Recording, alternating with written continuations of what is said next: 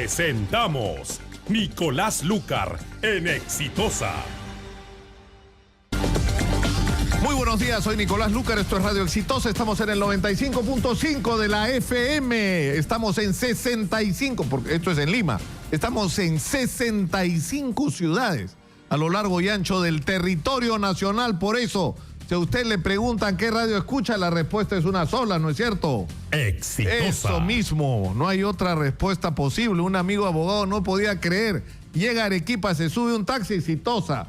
Llega al hotel, sale del hotel, toma un taxi para ir a la reunión, Exitosa. Sale de la reunión para ir a almorzar, otro taxi, Exitosa. Llega al hotel, el vigilante de la puerta, que estaba escuchando con su audífono del teléfono, Exitosa.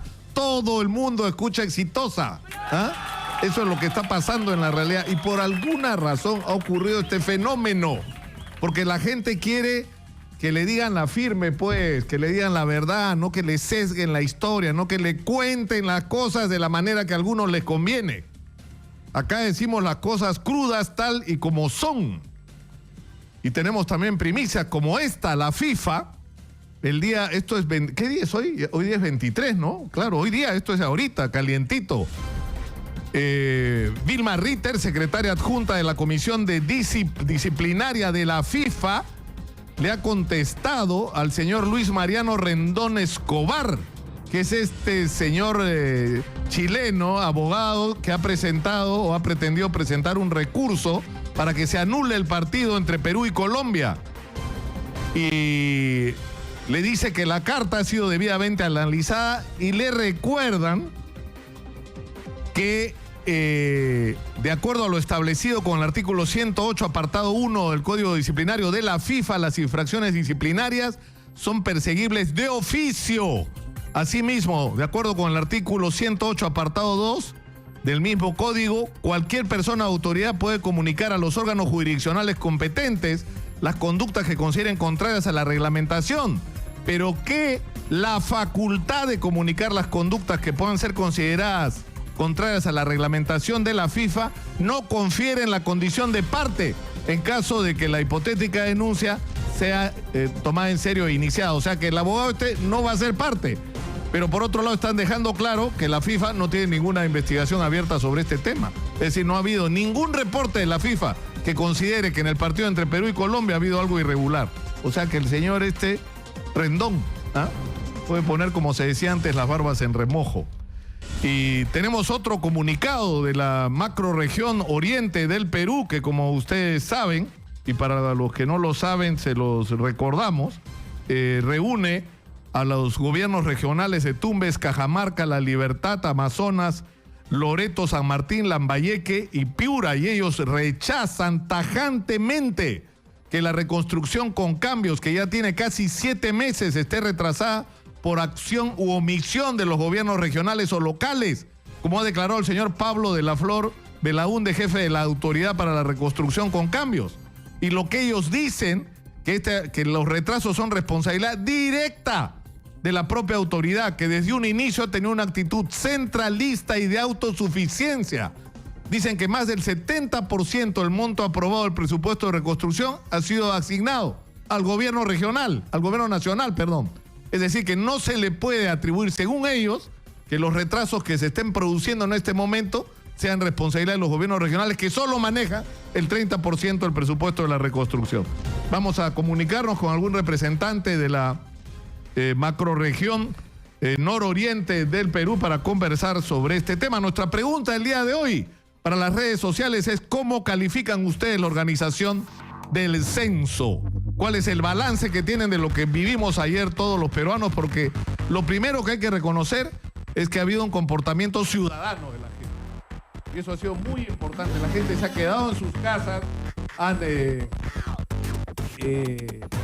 no solo han permanecido en sus casas, sino que han... A ver qué pasó conmigo. Creo que tenemos un problema.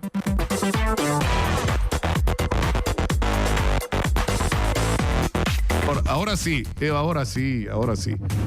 Digo que la gente tuvo el día de ayer un comportamiento ciudadano, todo el mundo se quedó en sus casas, todo el mundo atendió a los encuestadores, algunos los esperaron infructuosamente. Ayer las cifras que daba Aníbal Sánchez, el jefe del INEI, es que aproximadamente el 2% de personas han quedado sin encuestar. Hay que recordar que el censo de ayer fue para las zonas urbanas y que para las zonas rurales empieza hoy y va a durar 15 días a partir del día de hoy. Se supone además que las personas que no han sido encuestadas pueden comunicarse con el INEI para reportar esta omisión, y se supone que esto está siendo también cruzado con la información que ha recogido el INEI y que debe completarse el censo en aquellos hogares que no se haya realizado en los próximos días de una manera directa. Pero nos interesa cuál es la opinión de nuestros oyentes sobre este tema. Sus opiniones nos las pueden enviar a través del Facebook a Exitosa Noticias y en el Twitter @ExitosaPE. Y vamos a empezar el programa del día de hoy con Víctor Andrés García Belaúnde, miembro de la comisión Lavajato, que ha sido señalada por el congresista oficialista Vicente Ceballos como una comisión que se está manejando con un direccionamiento político, ¿no? Keiko sí viene y el presidente Pedro Pablo Kuczynski no, para empezar, ¿no? Le quieren dañar al presidente Pedro Pablo Kuczynski desde esta comisión. ¿Qué tal, Nicolás? No, yo creo que tampoco podríamos decir que él, Vicente Ceballos, que fue presidente de la comisión Orellana, tuvo algún direccionamiento, ¿no? A pesar que algunas personas se dejaron de lado al final. No, yo creo que la comisión Lavallato está actuando dentro de sus posibilidades. No somos jueces, no somos fiscales, somos solamente parlamentarios que investigamos y que fiscalizamos. Por lo tanto, hacemos lo que se puede, lo que está a nuestro alcance, lo que la ley permite. Y lo hacemos en base de declaraciones, de investigaciones, es cierto, pero que se basan muchas veces en documentos que pedimos o entrevistas que hacemos. Y si hay una de las personas que no quiere ser entrevistada o que siendo entrevistada no contesta, evidentemente nos crea siempre un problema para llegar a conclusiones y a la verdad. Y en el caso del presidente de la República, él ha dicho que no quiere declarar. Por lo tanto, ahí va a haber un hueco en la investigación que vamos a ver cómo lo cubrimos más adelante. Lo que es importante saber es por qué resulta relevante para la comisión interrogar a Pedro Pablo Kuczynski. Bueno, primero porque ya se le citó y declaró hace 2 años aproximadamente, cuando se sabía algunas cosas, pero no todo. Hoy día se sabe de Odebrecht y de Lavajato mucho más de lo que se sabe hace 2 años. Hay nuevos elementos. Y en ese momento se encontró algún tipo de vinculación del señor Kuczynski con Lavallato a través de algunas obras como la Interoceánica del Sur, donde él participó como presidente de Proinversión, dando el visto bueno y festinando una serie de trámites. Y se filmó rápidamente con una observación inclusive de la Contraloría General de la República, y se aprobó todo en 18 minutos, un informe que se hizo en 18 minutos de un abogado conocido de la ciudad de Lima, que se le contrató, pero que el informe lo llevó 2 o 3 semanas después, cobró $22,000, creo que fueron más o menos por ese informe, pero el informe no estaba listo y hecho, y sin embargo se aprueba todo en base a un informe inexistente. Ya, es decir, lo que ocurre acá en relación a la interoceánica es lo siguiente, a la Interoceánica del Sur, ¿no es cierto? Alejandro Toledo está prófugo porque supuestamente recibió $20 millones que incluso eran parte de una comisión mayor, pero lo que se ha acreditado es que se pagaron $20 millones. Y por eso está requerido por la justicia peruana. Ahora, el problema es que él era solo el presidente. Para favorecer a Odebrecht no bastaba la voluntad del presidente, sino tenía que concertar con aquellos funcionarios que tenían capacidad de decisión. Punto número 1. Punto número 2. ¿Qué es lo que ocurre? Ocurre que la Interoceánica no era prioritaria, pues, o sea, no era. Y se decidió, la primera decisión sospechosa, digamos, más allá de cualquier consideración, es darle prioridad. Es el darle prioridad a algo que claramente no era prioritario. Basta ir a la carretera central para darse cuenta por dónde deberían empezar las prioridades. En segundo lugar, hay un problema con Odebrecht, ¿no es cierto? Odebrecht tenía procesos con el Estado, por lo tanto, según la legislación peruana, no podía ser parte. Pero no solamente la legislación, según las bases por las cuales gana Odebrecht, las bases decían que no podía participar en el proceso. Los que tuviesen procesos con el Estado. Las bases, o sea, no hay que ir muy lejos. Las propias bases, o sea, era muy sencillo decir, usted no puede participar porque las bases lo prohíben. Ahora, lo tercero es lo que acabas de señalar, la celeridad con la que se llevó adelante el procedimiento. O sea, estaba claro que todo se organizó para que Odebrecht, o sea, se declaró prioritario, se permitió participar a quien no debía participar y se hizo en unos tiempos simplemente insólitos para lo que es la administración pública peruana. O sea, lo que hemos descubierto nosotros en la Bayato es que las prioridades o las grandes obras que el Perú necesita, grandes o pequeñas que necesita, las pone la Bayato, las ponen las empresas brasileñas. Ellos son los que planifican, ellos son los que te tocan la puerta y te dicen, tú necesitas una carretera en el sur que yo te la voy a construir. Y en base a eso trabajan y luego se la pero adjudican. digamos, es el presidente.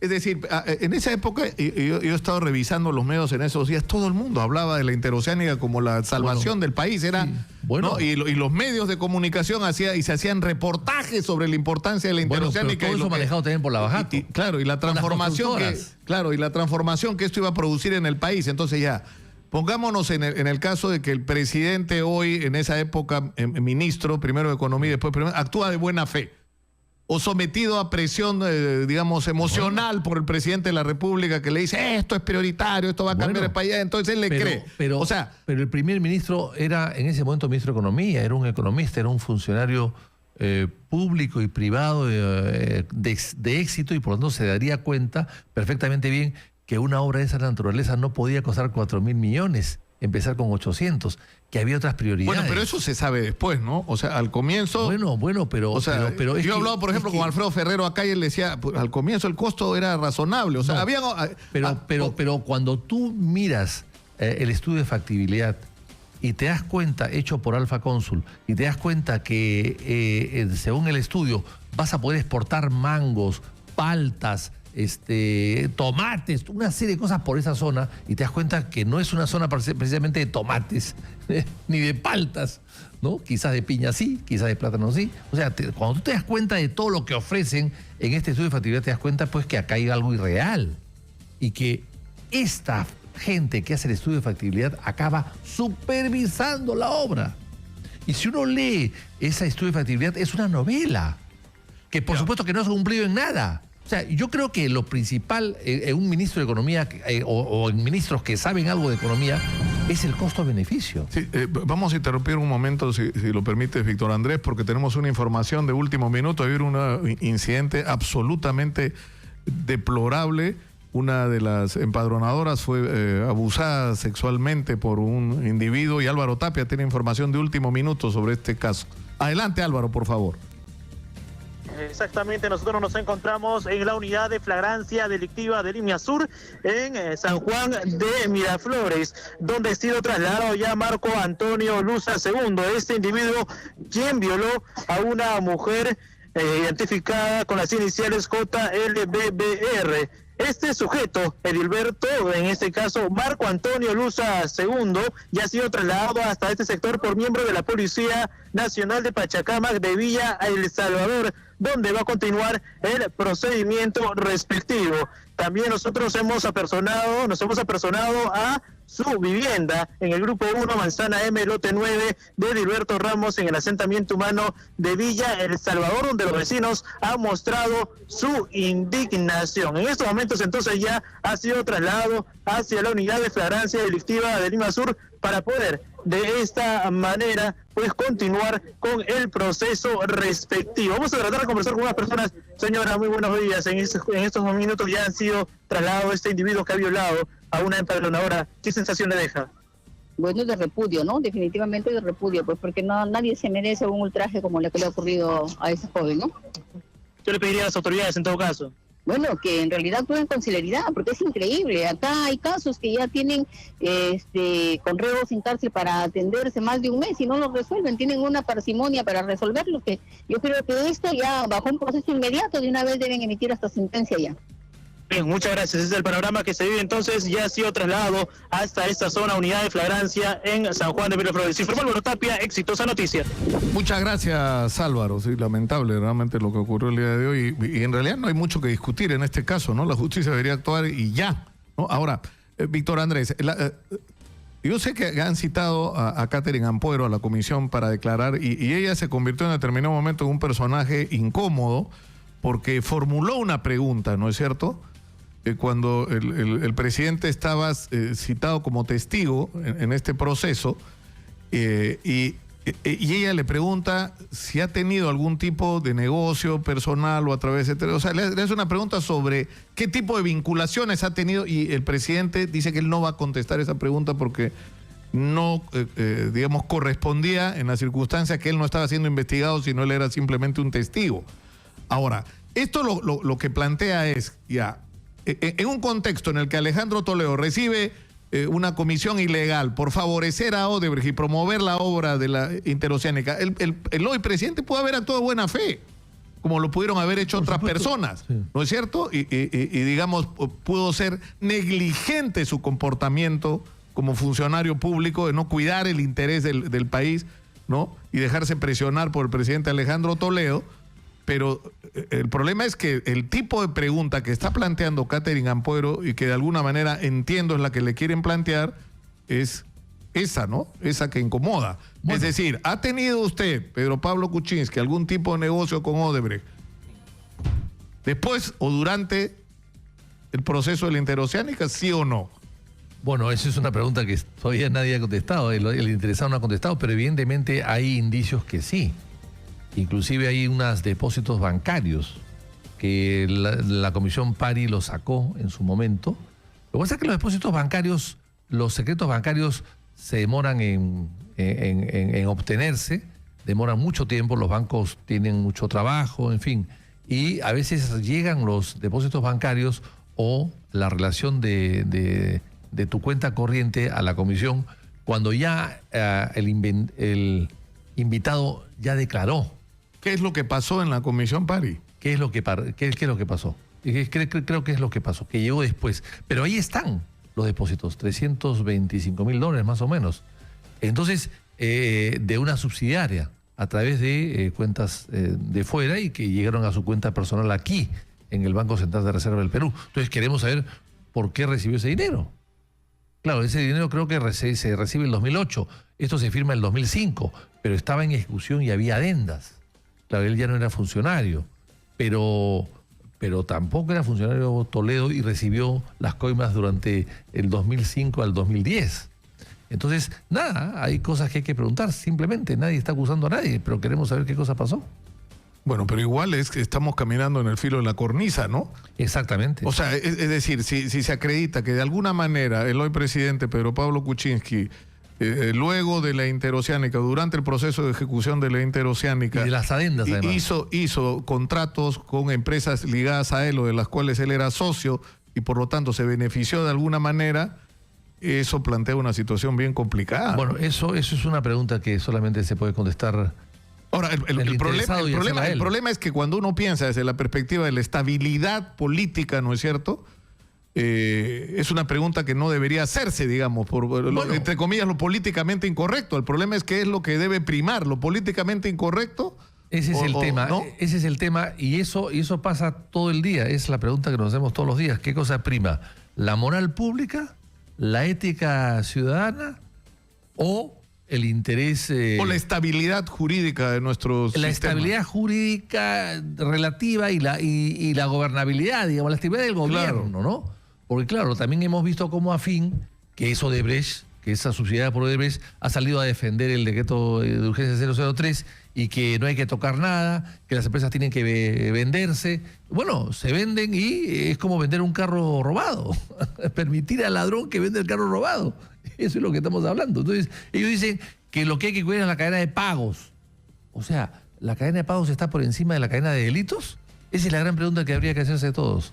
O sea, ¿qué cosa hacemos? ¿Qué cosas priorizamos? ¿El combate a la corrupción o la cadena de pagos? Yo sigo teniendo una interrogante. Yo seguí el caso Lava Jato a través de la prensa brasileña, de la Folha de Sao Paulo, de O Globo, y de las investigaciones que, sobre todo, el programa Fantástico, que cada semana te cuento una cosa nueva desde hace rato, ¿no?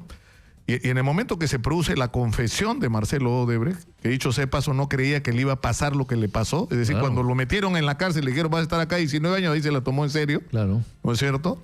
Y se hace un acuerdo que nos debería permitir, porque el acuerdo obliga a Odebrecht a ponerse de acuerdo con aquellos estados en los que ha cometido delitos, o sea, nos debería permitir que el fiscal Hamilton Castro se siente con el señor Barata y haga un trato con Barata directamente y rápidamente.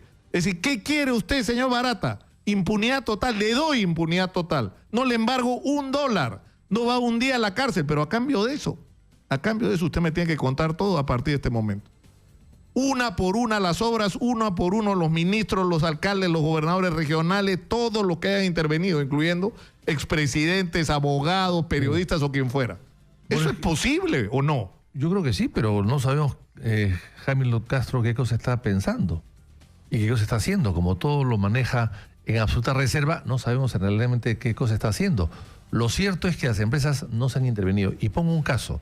Punturuasi, el Chincheros, se ha intervenido y a través de la intervención de su contabilidad se sabe que es una empresa de fachada y que ha recibido dineros, entrando y saliendo dineros que no se pueden justificar, que son clarísimamente un lavado de activos. Pero claro, si eso mismo se hiciese con Odebrecht, con Camargo y Correa y con las asociadas, sabríamos perfectamente bien qué cosa ha pasado. Pero eso no se ha hecho. No se ha hecho. Bueno, para terminar, Víctor Andrés, la Comisión de Fiscalización ha dicho que va a citar la primera semana de noviembre al jefe del INEI, al doctor Aníbal Sánchez, para que explique por qué se están dando supuestamente bases de datos del censo. Y esto a raíz de la información que salió con respecto a un acuerdo que se había suscrito con la Universidad César Vallejo, de César Acuña. Ahora, ayer ha dicho Aníbal Sánchez que en realidad no se ha hecho un trato con la César Vallejo, se ha hecho trato prácticamente con todas las universidades o con casi todas. Y es el mismo formato, la misma plantilla y los mismos compromisos, ¿no? Hay que ver qué tipo de contratos, qué tipo de convenios ha hecho con las otras que él dice y que diga aquí cuáles son. Pero lo que hemos sabido, que lo de la César Vallejo, que es la única que se promociona, porque las otras no se promocionan, estamos hablando de una universidad que no es la mejor, no está entre las primeras 1000 del mundo y no está entre las primeras 100 de América Latina o América Latina, no está, están entre las primeras 100 y 800, más o menos 6, que son la Católica, la UNI, la Agraria, San Marcos, Cayetano y el Pacífico y la de Lima. Punto. No hay más dentro de los 800 primeras. Pero esa universidad no está incluida allí. No tiene registro de la SUNEDO. La SUNEDO no le da un certificado total para que pueda enseñar en todas sus facultades. Y finalmente, el censo ha costado 175 millones de soles. El Perú se ha paralizado. La gente ha apoyado el censo masivamente y eso hay que felicitar al pueblo peruano. Un día de paralización del Perú le cuesta al Perú en PBI 1.500, 1.800 millones de soles. O sea, estamos hablando de que estos datos, esta estadística, le ha costado al Perú 2.000 millones. ¿Se lo vas a regalar a una universidad privada que no está reconocida por el Estado? No puedes. Eso no se puede aceptar. Tus datos, mis datos, los datos de todos están en manos de un dueño de una universidad que es candidato a la presidencia y que es político y que puede utilizar políticamente esa información. Claro, lo que dice, bueno, en realidad la respuesta la tiene que dar la gente del INEI, ¿no? Porque ellos lo que dicen es que no se revelan identidades y es una información a la cual todos pueden tener acceso. No es así. ¿No es cierto? Hay que leer el artículo 31 de la Ley de Sistemas Estadísticos, que dice que esta información es secreta, es reservada. Solamente se puede levantar con orden judicial. Y no es este caso. Bueno, Víctor Andrés García Belaúnde ha estado con nosotros. ¿Te vas directamente? Ahora hay sesión, ¿no? De la comisión, ¿o no? Hoy no. Pero igual voy directamente al Congreso. Muy bien. Víctor Andrés García Belaúnde, de Acción Popular, ha estado con nosotros. Vamos a la pausa, regresamos con más. Esto es Exitosa 95.5 de la FM. Va a estar con nosotros Farid Matuk. Él ha sido jefe del Instituto Nacional de Estadística del año 2002 al 2006 y tiene cosas que decir sobre este tema, sobre el balance del censo del día de ayer. Y por supuesto vamos a escuchar lo que ustedes tengan que decir. Va a estar Judy Rodríguez, como todos los días, acá con lo que dicen las redes sociales, que deben estar bravas hoy día. Deben estar bravas. Volvemos. Continuamos con Nicolás Lucar en Exitosa.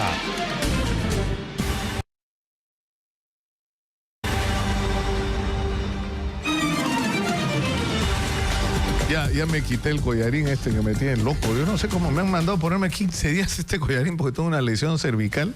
No sé cómo hace la gente, sinceramente. Pero lo he hecho en honor acá a mi amigo Farid Matuk, que ha venido a conversar con nosotros. Pero antes de la conversación con Farid Matuk, que ha sido jefe del Instituto Nacional de Estadística e Informática y es un especialista en todos estos asuntos, tenemos un mensaje de nuestro auspiciador. ¿Sabías que desde hace 50 años Paraíso está presente en todo el país? Un colchón diferente, 100% peruano, que cuenta con la más alta tecnología y los más altos estándares internacionales de calidad y que te da una garantía real que te asegura un descanso reparador para una vida saludable. Paraíso, 50 años soñando contigo. Nuestra pregunta hoy día en las redes: ¿cómo califica usted la organización del censo del día de ayer? Y le transfiero directamente esa pregunta a Farid Matuk. ¿Qué piensas del censo de ayer? ¿Cuál es tu balance, Farid? Bueno, lo que yo he señalado de antemano fue un titular de Correo, es un caos. Y lo que tuvimos ayer fue una continuación del caos. O sea, para mí no ha sido sorprendente que ocurriese lo que ocurrió. Pero ¿qué fue lo que falló? ¿Qué es lo que ha fallado desde tu perspectiva? Bueno, en el arranque el problema es el diseño. Pretender hacer un censo en un día como el de Ramón Castilla es inviable ahora. Implica tener una línea de mando para 600.000 personas que se conocen solo por un día. O sea, es materialmente imposible. Es un error pretender hacerlo así, porque ni siquiera el ejército tiene una capacidad de movilizar con precisión en un horario establecido las personas, los uniformes, los lápices, los cuestionarios. ¿Pero qué alternativa tienes a la del censo de un solo día? ¿Hacer el censo que por distritos, por regiones, cómo? Una alternativa que se hizo aquí en el Perú el 2005 fue durante 30 días. Pongamos que ese está mal, que fue la que yo dirigí. Colombia, el próximo año, ¿cómo lo va a hacer? Empadrona las casas, deja un sobre en las casas con un password para que las casas que tengan internet lo respondan por internet, y después de un mes las casas que no tienen internet son visitadas por un empadronador y cualquier miembro adulto del hogar puede responder el cuestionario, porque esa necesidad de poner en fila india a los mayores de 12 años es arcaico. Entonces, ¿cómo se puede hacer? Como lo ha planeado hacer Colombia el próximo año. No se perjudica a nadie, porque este censo además ha perjudicado a los más pobres, a los informales. Porque el que trabaja de lunes a viernes... Claro, al que el no trabajar significa no tener ingresos. Es que el domingo... Punto, ¿no es cierto? Es que el que trabaja formal trabaja de lunes a viernes, de lunes a sábado. El informal, el que esté en un service, el domingo es un día más, y si no trabaja no gana. Entonces, este diseño adicional a los problemas es un diseño que perjudica a los más pobres. O sea, Farid, vamos a interrumpir un momentito. Me dicen que Erika Rado tiene información de último minuto desde Surco. Adelante, por favor, Erika. Hola, muy buenos días. Información en vivo. Un incendio se registró en una sala de juegos ubicada en la cuadra 3 de la avenida Primavera en Surco. Al menos 4 unidades de los bomberos fueron necesarias para sofocar este siniestro que se inició en la parte posterior del casino Tahití. Para ser exactos, en un pequeño cuarto en donde se ubica el grupo electrógeno que pues alimenta todo el sistema de luces con la que cuenta este casino. Esta situación... Esto generó la alerta entre los pocos clientes del local y también entre los vecinos de la zona debido a la gran cantidad de humo negro que emanaba producto precisamente de los cables quemados. Hay que indicar que afortunadamente el fuego no logró extenderse a la parte principal del casino y tampoco se han presentado personas heridas. También se han hecho presentes personal de Luz del Sur para verificar el estado de las conexiones eléctricas. De la información, adelante contigo, Nicolás, en estudios. Muchas gracias, Erika. Nos dicen, como información de último minuto también, que la Fiscalía solicitó 9 meses de prisión preventiva contra este Marco Antonio Luza II, el violador de la empadronadora del día de ayer en Villa El Salvador.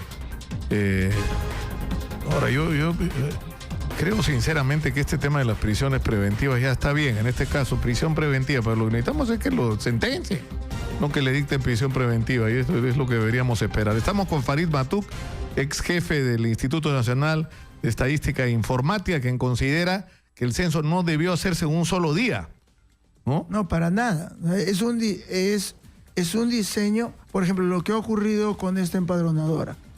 Esto ha debido ser previsto, es introducir riesgo. Normalmente el INEI hace la encuesta de pobreza, hace la encuesta de desempleo, hace la encuesta de fertilidad, hace las encuestas de precios, hace la encuesta para medir el PBI, y lo hace permanentemente en equipos de personas. Pero en la premura, en la situación absurda de querer hacerlo en un solo día, tienen que poner en riesgo a las personas. O sea, esto no ocurre, no hay una garantía, pero si van de 2 en 2, no lo tienen que hacer en un tiempo riguroso, entre tal hora y tal hora, es un proceso menos complicado, con menos riesgo. Ahora, nosotros hemos recibido el día sábado en la noche que hicimos en la revista Sábado hicimos una edición especial, es decir, la verdad es que cambiamos la programación porque nos sorprendió la desinformación que había por parte de la gente. Invitamos, estuvo Javier Herrera, que es de la Comisión Consultiva de la Organización del Censo, para que simplemente le responda a la gente. Y nos pasamos, yo perdí la cuenta de cuánto, como 30 minutos, después tuvimos dificultades con la programación que habíamos hecho del programa, pero era como una obligación por la cantidad de interrogantes, desde, digamos, los rumores, en algunos casos malintencionados, que surgían sobre intenciones de manipulación sobre tu, ¿no es cierto?, tu posición con respecto al tema de la religión, ¿no? O con respecto a si desinformación, con respecto a si te iban a meter preso si salías a la calle, o te iban a meter una multa si no participabas en el censo. O sea, había un nivel notable de desinformación, ¿no? Sí, pero nuevamente, esa es responsabilidad del INEI. La desinformación se produce porque el INEI pretende hacer algo y resulta que lo hace mal. Entonces, y con respecto al comité consultivo, el comité consultivo salió muy orondo el día domingo en la mañana diciendo todo es felicidad. Entonces, ese comité consultivo, para mí, prueba que ha sido absolutamente inefectivo. Han estado sentados junto al jefe del INEI y por lo menos si yo tengo conciencia de que hay un problema, yo no presto a dar mi presencia en todo esto, en toda esta situación que ha sido el censo. O sea, hubo desinformación. ¿Y responsabilidad de quién es? Tú habrás podido ayudar haciendo media hora de programa. Yo he estado respondiendo como jefe del INEI en el programa de Mónica Delta en la radio. He atendido consultas en Twitter. El INEI no respondía a consultas de los ciudadanos en su cuenta de Twitter. Yo respondía, no, esto es así, esto es así. Yo he contribuido en la medida que puedo contribuir. Pero si no llegan los cuestionarios, resulta que aparecieron edificios. O sea, los edificios no... Es un argumento que se ha dado. Nos sorprendimos con el hecho de que Lima creció para arriba. Fue una afirmación. Claro, pero aquí lo que yo he dicho, los edificios no nacen de un día para el otro. O sea, se ha debido hacer un precenso. El precenso significa que uno pasa por todas las calles y cuenta el número de puertas que hay. Entonces, y con el número de puertas imprime tantos cuestionarios como puertas ha visto. Y se acabó. Y listo. Entonces resulta de que ahora han aparecido puertas de la nada. No, ahí tiene que haber una explicación. O no hubo precenso el año pasado, a pesar de que se dice que terminó en diciembre. Y mi intuición es que se usó la información del 2007 y se tuvo el ignorante concepto de no ha habido ningún nuevo edificio del 2007 al presente. O sea, suponer eso. ¿Cómo puede aparecer un edificio por sorpresa? ¿Ah? Es un diseño que conduce al error. Ahora, hubo problemas también con la capacitación, ¿no es cierto?, de los empadronadores. Pero es que todo el diseño es imposible. Nuevamente, cuando se hizo el censo del 2005, como se contrataba a las personas por un mes, con un sueldo para un mes, digamos, estos 50 soles diarios se transforman en 1.100 soles en el mes. Se les capacitó por una semana, se toma un examen y digamos, los que pasan el examen entran a empadronar y los que no los retiras. Pero si vas a hacer una capacitación de 5 horas sin evaluación, tienes un problema en la capacitación por diseño. No es que vino el huracán y se llevó o sea que el concepto papeles. estaba mal planteado. El concepto es lo que yo he venido insistiendo desde el arranque. O sea, el concepto de hacer el censo en un solo día implica problemas de logística inmanejables. Ahora, esos problemas los vas a pagar ahora porque vas a tener, por un lado, cuestionarios, o sea, padrones que no han sido llenados adecuadamente, ¿no es cierto?, por la calificación de parte de los empadronadores, pero por otro lado tienes, según lo dijeron ayer los miembros del INEI, por lo menos el 2% de personas que no han sido censadas y que van a tener que ser censadas ahora, ¿no es cierto? No, o sea, ¿qué cosa es lo que ocurre?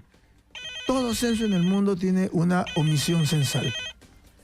Para remediar la omisión censal, Naciones Unidas ya tiene un manual completo, yo lo he puesto en la cuenta de Twitter, y el manual indica que hay que hacer una encuesta post-censal.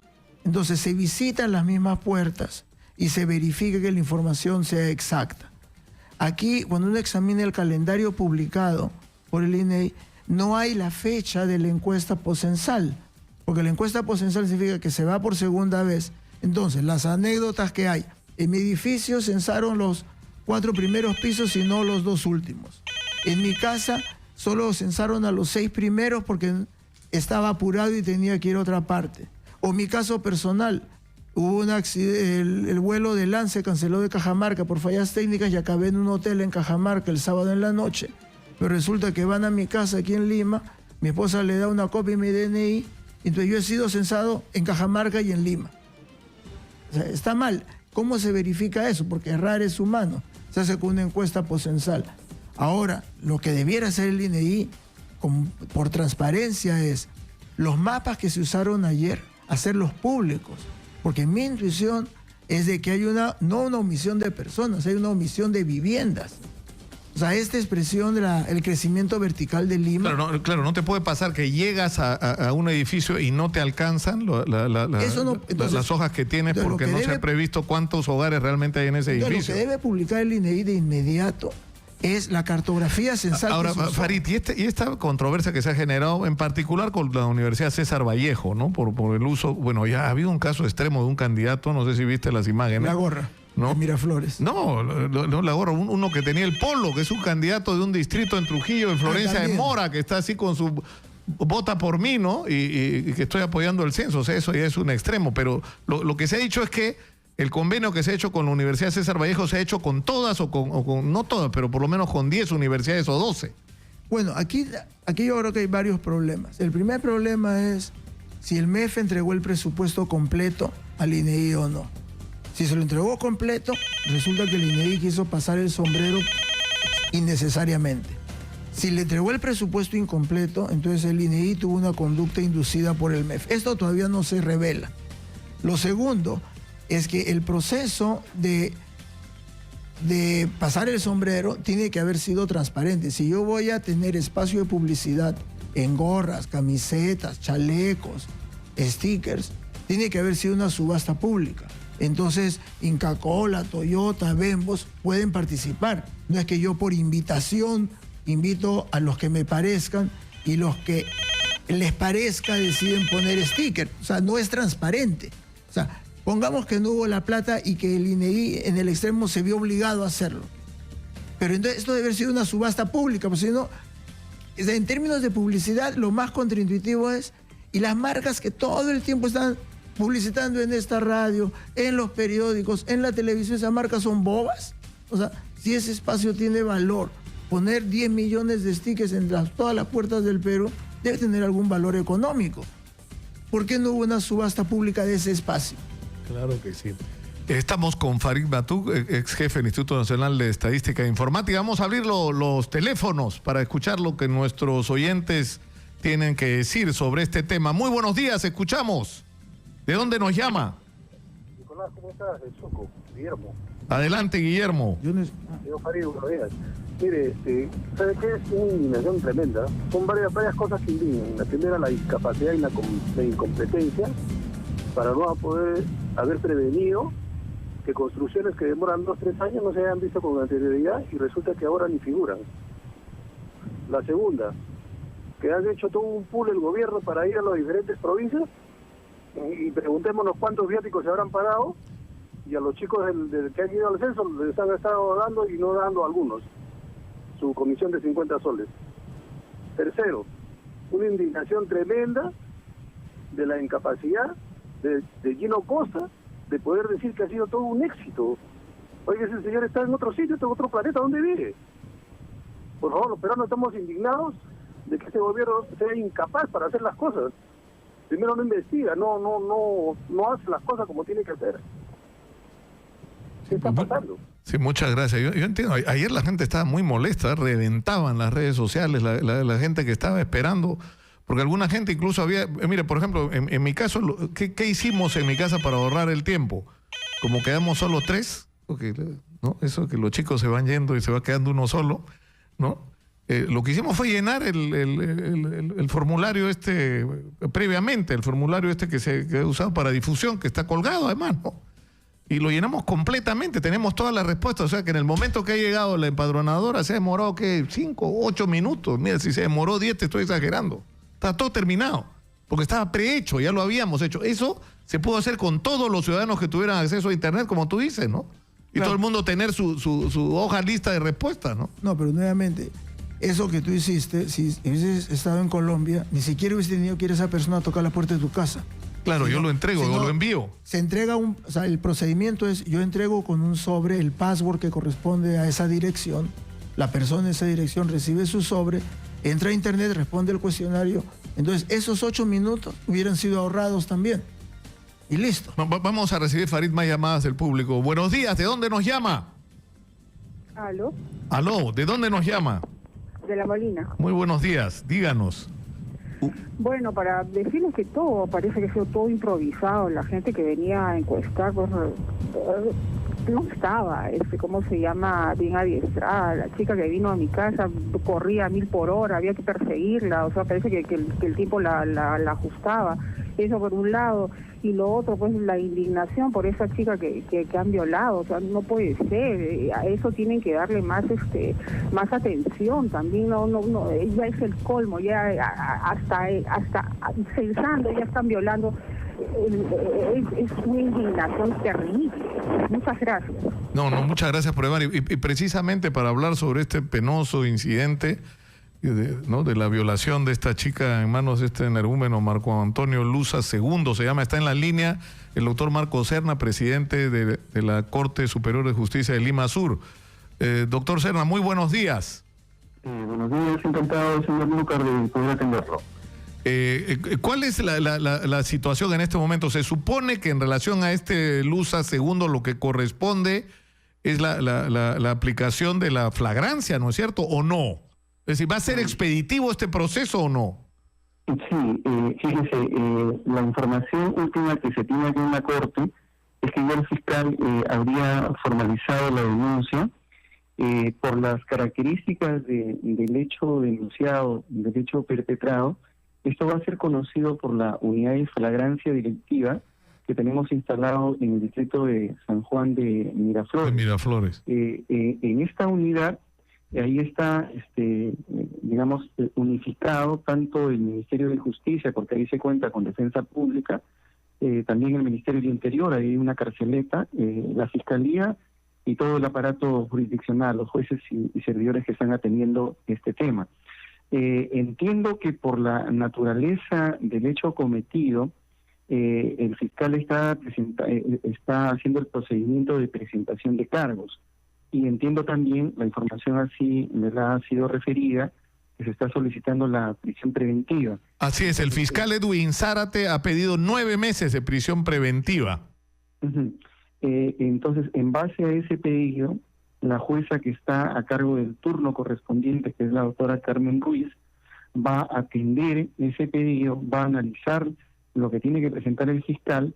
Evidentemente acá un asunto importantísimo es cómo el fiscal está calificando el hecho, jurídicamente calificando el hecho. Yo no tengo todavía la información en qué tipo penal está calificando el hecho, porque lo que ocurre, señor Lucar, es que en estos delitos de violación de la libertad sexual hay varios tipos penales y las penalidades varían dependiendo de cada tipo penal. Por ejemplo, el tipo base, que reprime la conducta del sujeto que mediante violencia o amenaza perpetra un acto sexual abusivo, tiene una penalidad, esto es el tipo base, de 6 a 8. Pero claro, en el mismo Código Penal hay formas agravadas, por ejemplo el artículo 172 o 171, que tiene penalidades mayores, pero dependiendo, reitero, del modo como el fiscal esté calificando jurídicamente los hechos. Claro, porque hay agravantes, ¿no es cierto? Si ha habido retención, o sea, de delito de secuestro contra, no solo ¿no es cierto?, de delito sexual, sino contra la libertad individual. Si ha habido violencia, ¿no es cierto? O por ejemplo, cuando la víctima está en una situación particular que hace que sea imposible físicamente de que pueda resistir la agresión sexual del agresor, también eso tiene una calificación. El 172 del Código Penal, por ejemplo, le señalo que reprime la conducta del sujeto que abusa de la víctima sabiendo que se encontraba en una incapacidad de resistir. Ahí la tiene de 20 a 25. O sea, es muy importante el modo como se realice la calificación jurídica. En todo caso, sí, la jueza que está a cargo en el turno correspondiente estará atenta. Yo entiendo que en horas de la tarde se va a realizar la audiencia correspondiente. Entiendo que a las primeras horas de la tarde se va a realizar, repito, la audiencia a fin de poder calificar, evaluar la situación que presente el fiscal. Muchas gracias al doctor Marcos Hernán, presidente de la Corte Superior de Justicia de Lima Sur, por atendernos. Muy gentil como siempre, Marco. Muchas gracias, señor Lucar. Atento siempre a usted. Muy buenos días. Bueno, estamos con Farid Matuk, como ya les dijimos, él ha sido jefe del INEI durante 4 o 5 años, ¿no? 4 años.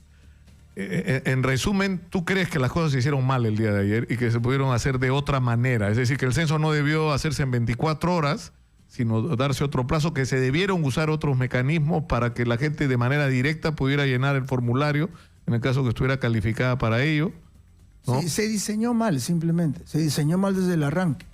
Entonces, pero ahí insistían, no, que así siempre se ha hecho, no, que por aquí y por allá. O sea, y todo esto comenzó con Alan García, porque cuando se hizo el censo del 2005, Alan García en noviembre del 2006, ya siendo presidente, se autoerigió como perito censal y dijo que estuvo mal hecho el censo del 2005 porque no se hizo como se hizo en la Biblia, como lo hizo Herodes. Pues había que hacerlo en un solo día. Entonces este capricho presidencial significó que el 2007 se hizo de un solo día. Y ahora, 10 años después, repitieron la misma metodología del capricho presidencial de ese momento. Entonces, esto era previsible, o sea, yo venía insistiendo, es inmanejable. Es inmanejable. Es verdad, ¿no? Porque necesita 600.000 personas que salgan a encuestar, que estén calificadas, que estén organizadas, que además reciban asistencia, además todas las eventualidades que puedan ocurrir desde un país asolado por la inseguridad, y lo hemos visto con el caso de esta chica. Pero ¿no eso es cierto? Era previsible, o sea, el INEI tiene que mostrar que tuvo un manual de contingencias, porque esta era una contingencia, no es algo, jamás pensamos que algo así pudiera ocurrir. Que caigan rayos en Lima sería inimaginable, es impensable. Pero que ocurra un evento de esta naturaleza, ¿dónde está el manual de contingencias del INEI? Que lo publiquen. ¿Cuál era el procedimiento a seguir? Ahora, la denuncia es que el supervisor ofreció 1,000 soles al hermano de la víctima. O sea, ¿dónde están los manuales de contingencias? Porque esto era algo previsible. ¿Cómo se iba a remediar? ¿Cuáles eran las políticas de mitigación? ¿Qué criterios de prevención? ¿Se capacitó al personal ante este riesgo? Porque era un riesgo previsible. Como en Cajamarca, donde yo estuve, repito, es época de lluvias. Y a los empadronadores no les dieron impermeables. Y llovió el domingo. Una lluvia que siempre ocurre en la sierra. Bueno, yo le agradezco muchísimo a Farid Matuk por estar con nosotros esta mañana. Muy gentil, Farid, y muy claro lo que has dicho, ¿no? Pero igual vamos a conversar. Me imagino que mañana será el día para conversar con los representantes del INEI, con Aníbal Sánchez, con Javier Herrera, que estuvo conmigo el día sábado dando información y tratando de absolver las consultas. Y bueno, y en un rato Lo haremos ¿a qué hora? Para dar tiempo a la mayor cantidad de mensajes. Entre 11:30 y 12 vamos a escuchar a Judy Rodríguez con lo que dice la gente en las redes sociales, que está bravísimo. O sea que agárrate. Vamos a ir a la pausa y tras ella vamos a discutir de un tema súper controversial. Es el de la ley de la alimentación saludable, que acaba de ser, haber una sorpresa, digamos, aunque no tanto para los que han estado siguiendo el tema, ¿no? En el Congreso de la República se ha presentado una modificación a la ley que, según ha denunciado Jaime Delgado, favorece directamente a la industria de la alimentación, y en realidad es una iniciativa de la industria de la alimentación. Pero en fin, esto es un debate. Va a estar Jaime Delgado, es congresista y defensor de los derechos del consumidor, y va a estar también el señor Alex Dalí, director de la Sociedad Nacional de Industrias. Vamos a tener este debate inmediatamente después de la pausa. Regresamos, esto es Exitoso. Continuamos con Nicolás Lucar en Exitosa.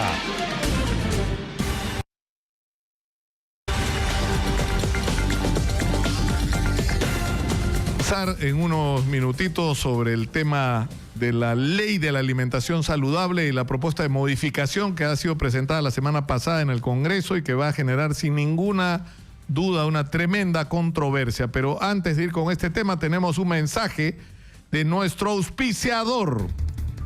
¿Cuántas veces le pasa que su pareja se mueve y no lo deja descansar? Paraíso tiene la solución para este problema. La línea de colchones Royal de Paraíso cuenta con resortes Pocket, que tienen respuestas independientes. Esto quiere decir que aunque su pareja se mueva, usted va a poder descansar de la mejor manera durante toda la noche. Paraíso, 50 años soñando contigo. Ya llegó Jaime Delgado, excongresista, está con nosotros. ¿Qué tal, Nicolás? Está calentando acá para la discusión que vamos a tener en un ratito.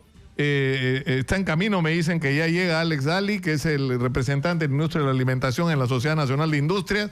Y está Judy Rodríguez con el incendio que hay en las redes, que empezó en realidad desde ayer, ¿no? De esperarse, Nicolás. ¿No? Ayer la gente ha estado, pero, ¿no?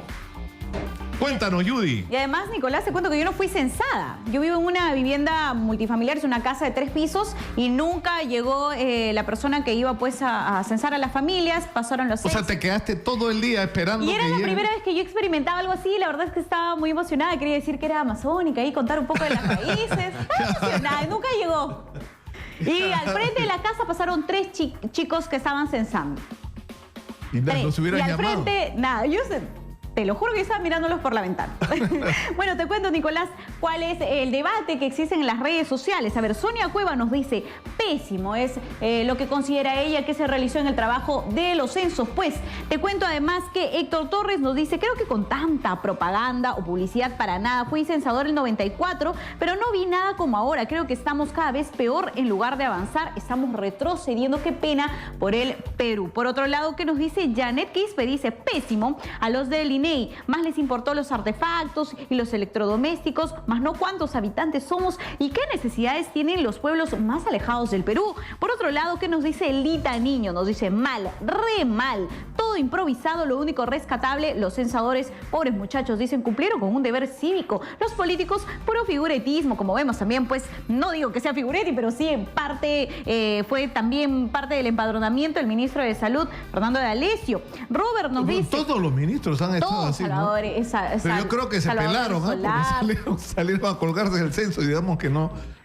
era un buen palo al cual arrimarse. Eso. Carlos Alberto nos dice, muy malo, deficiencias de cédulas, alimentos para empadronadores e incluso sin fotocheck, gran porcentaje de casas sin censar, trataron de ahorrar en este proceso para llenarse los bolsillos los organizadores, hasta negociaron con la Universidad César Vallejo, nos dice Carlos Alberto. Y vamos a conocer la opinión de Felipe II, nos dice, el censo está como el gobierno de PPK, no pasa nada, y todo esto lo hace este gobierno para sacar plata al Estado. Katy nos dice, esto del censo lamentablemente más parece una manera de robar dinero legalmente. Son algunos de los comentarios en las redes sociales, ninguno positivo, claro está. Yo quería dar un mensaje positivo, pero no experimenté. No, o sea, en realidad lo positivo tú mismo lo has señalado. Judy, han sido dos cosas. Primero, que la gente se quedó en sus casas, o sea, no había penalidad, nadie lo iban a meter preso por no reaccionó participar. bien la gente, ¿No es cierto? ¿no? A nadie lo iban a multar y todo el mundo se quedó en su casa, incluso, y ese es el mérito más importante, de ese 70% de la población peruana que en realidad trabaja en la micro y pequeña empresa, que trabaja en los sectores informales y que el día que no chambea es un día que no va a ganar. Es decir, es un día de sacrificio real y esa gente se quedó en su casa. Y el otro lado, que también es un mérito que hay que reconocer, los casi 600.000 chicos que salieron, ¿no es cierto?, a participar como encuestadores. Lamentablemente, en muchos de los casos no han tenido la capacitación que debían tener, no ha habido el tiempo suficiente para hacerlo. Y por otro lado, no ha habido previsiones para evitar circunstancias como las que vivió esta pobre chica que fue abusada sexualmente por este energúmeno, ¿cómo es que se apellida? Luza Segundo, ¿no? Y que va a recibir, espero, la pena que merece. Muchas gracias. A ti, Nicolás. Muchas gracias, Judy, por la información. Álvaro Tapia está en San Juan de Miraflores con información de último minuto. Adelante, por favor. Gracias, Nicolás. En directo desde San Juan de Miraflores, donde ya ha trascendido que la Fiscalía, como parte de la denuncia, ha impuesto, en este caso ha pedido 9 meses de prisión preventiva contra Luz Segundo, este individuo que ultrajó a la persona, esta víctima de iniciales JLBR. Nosotros nos encontramos en el frontis de la Unidad de Flagrancia Delictiva de Lima Sur, donde continúa esta persona. Según nos han mencionado, él debería ser en las próximas horas trasladado a la carceleta del Poder Judicial para luego ser llevado hacia un instituto penitenciario, en este caso a una celda. También nos han mencionado que dentro de esta institución, estamos hablando de la Unidad de Flagrancia Delictiva de Lima Sur, se encuentran representantes del Ministerio de la Mujer tratando de acelerar este proceso. Así es que este es el trámite que van a realizar, van a llevar al Poder Judicial, a la carceleta del Poder Judicial, posteriormente ya sería llevado en este caso, pues, a un centro de reclusión. Esta es la información que se tiene entonces desde San Juan de Miraflores, informó Álvaro Tapia, Exitosa Noticias. Muchas gracias, Álvaro. Ahora, ha llamado la atención, y yo creo que es importante, el doctor Marco Serna, presidente de la Corte Superior de Justicia de Lima Sur, en el sentido que lo de la prisión preventiva es el procedimiento que corresponde, sobre todo en un caso como este, ¿no es cierto? Pero estamos enfrentando este tema con el procedimiento de la flagrancia. Entonces, lo que se requiere con urgencia, porque además no hay más información que recoger, en casos como este, todo está claro. Entonces, lo que tiene que hacer el Ministerio Público no es celebrar que ha solicitado los 9 meses de prisión preventiva, sino presentar lo antes posible y de la manera más consistente que sea posible una denuncia penal que permita al juez darle el castigo que merece. Porque ahí es donde empiezan los problemas, ¿no? A la hora de calificar adecuadamente los delitos y que este individuo, porque esto no es solo un caso de violación, ha abusado de su posición de dominio, ha abusado de que la chica estaba indefensa, ha usado la violencia en contra de ella, ha retenido a esta chica en contra de su voluntad y por lo tanto, de alguna manera ha violado también su derecho a la libertad individual. Y todo esto tiene que ser formulado de una manera adecuada en la denuncia y es lo que esperamos que en este caso ocurra. Está con nosotros don Jaime Delgado, como ya lo anunciamos, que está caminando por las paredes desde hace días, ¿no es cierto?, por este tema de la ley de la alimentación saludable, que en realidad estamos en otra discusión, ¿no, Jaime? La discusión era, la ley se aprobó hace 4 años, el reglamento no salía, se armó todo un debate, salió el reglamento, ¿no es cierto? Salió el manual incluso del Ministerio de Salud diciendo así van a ser las etiquetas. Y a estas alturas el Congreso quiere decir borrón y cuenta nueva y ya no hay advertencias. Ahora vamos a aceptar una propuesta de la industria. Pero expliquemos en qué estamos. Es decir, ¿qué es lo que dice la ley actualmente vigente? La Ley de Promoción de la Alimentación Saludable lo que establece es la promoción de la educación nutricional, la mayor actividad física, sobre todo en los escolares, promueve la prohibición de la venta de comida chatarra en los colegios, regula la publicidad, sobre todo la dirigida a los niños. Y en cuarto lugar, que es lo que más les ha molestado a la industria, se ponen advertencias en los productos y en la publicidad de los productos que sean altos en azúcar, en grasas, trans, en sodio. Acá hay 2 discusiones, ¿no es cierto? Uno, que el consumidor tiene derecho a tener información sobre lo que se está metiendo en la boca. Es decir, qué es lo que contiene el producto que está adquiriendo y que va a consumir. Pero en segundo lugar, lo que ustedes señalan y que la ley permitía, y permite supuestamente, porque teóricamente está vigente todavía, es que se señalen advertencias. Este producto tiene mucho azúcar, este producto tiene grasas saturadas, este producto tiene alto contenido de sodio, ¿no? Y a partir de esto es riesgoso para tu salud. Y la industria de la alimentación dice que esto no es razonable. Ya está con nosotros el señor Alex Daly. Daly se pronuncia, ¿no? Él es representante de la industria de la alimentación en la Sociedad Nacional de Industrias. Así es, Nicolás, muchas gracias por la invitación. Saludo también a Jaime Delgado. ¿Qué tal, Alex? Y qué bueno que tengamos la oportunidad de poder informar a los oyentes sobre qué es lo que se está debatiendo hoy día en el Congreso después de mes y medio en que la Comisión de Defensa del Consumidor ha citado a todas las partes involucradas. Asociaciones de consumidores, colegios de nutricionistas, gremios empresariales, ministerios, en fin, porque hay una clarísima preocupación por parte de la Comisión de Defensa del Consumidor. Y es de que efectivamente esa ley del año 2013 llevó a un reglamento y ese reglamento llevó a que se pretenda obligar a los alimentos y bebidas que tengan un contenido alto de azúcar, sodio o grasas, que pongan una señal, un octógono igual al de Chile, solo que en color rojo, para decir esto es alto, pero no informa absolutamente nada. ¿Qué quiere decir esto? De que si, por ejemplo, alto en es tener 20 de un componente, va a tener un sello. Pero si algo tiene 19 y no tiene sello, el mensaje al consumidor es muy claro. Come todo lo que tú quieras del que tiene 19 porque es sano. El otro, como tiene sello, es un producto que es malo para tu salud.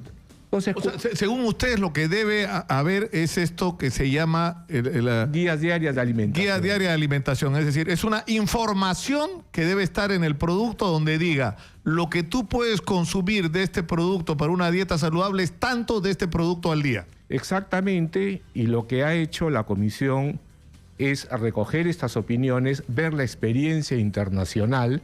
Estas guías diarias de alimentación rigen en la Unión Europea, 20 países más, y estas alertas solamente en Chile. Entonces acá, lamentablemente, se ha informado mal a los consumidores, a los oyentes, diciendo esto es lo que se recomienda en todo el mundo. Y eso es falso. Mediante estas guías diarias de alimentación, lo que se pretende es que por porción de producto el consumidor sepa cuánto está comiendo en porcentaje de lo que recomienda la dieta diaria. Muy bien. ¿Qué dice Jaime Delgado? ¿Cómo estás, Alex?